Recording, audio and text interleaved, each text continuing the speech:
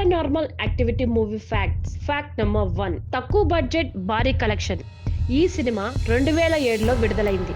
అయితే మీరు నమ్మలేరు కానీ దీని బడ్జెట్ కేవలం $15,000 మాత్రమే. కానీ ఇది ప్రపంచవ్యాప్తంగా $193 మిలియన్ వసూలు చేసింది. ఇదే అసలు ఈ సినిమా మిస్టరీ కంటే పెద్ద అద్భుతం.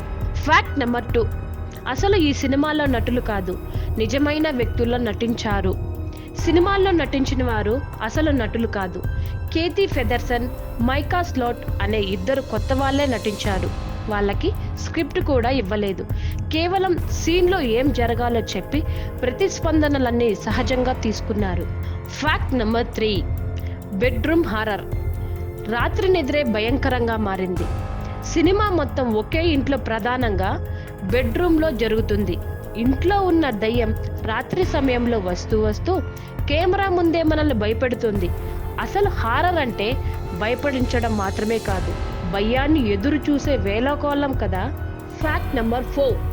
4 ముగింపులు ఒకే సినిమా కానీ భిన్నమైన ఎండింగ్స్. పారానార్మల్ యాక్టివిటీకి అసలు 4 ముగింపులున్నాయి. థియేటర్లో చూసింది ఒకటి, దర్శకుడి వర్షన ఇంకొకటి, స్టీవెన్ స్పీల్బర్గ్ సూచించినది మరొకటి. భయాన్ని ఎలా ముగించాలో వాళ్ళకు కూడా స్పష్టంగా అర్థం కాలేదేమో. Fact number 5.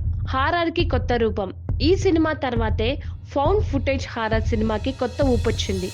కేవలం కస్టమర్ల ఇంట్లోనే ఉండే కెమెరాలతోనూ హోమ్ వీడియో ఫీలింగ్ తోనూ సినిమాలు తీయవచ్చని నిరూపించింది. మరిన్ని మూవీ ఫ్యాక్ట్స్ కోసం మా యూట్యూబ్ ఛానల్ షూట్ అండ్ షోకి సబ్స్క్రైబ్ చేసుకోండి. This is Sahana signing off.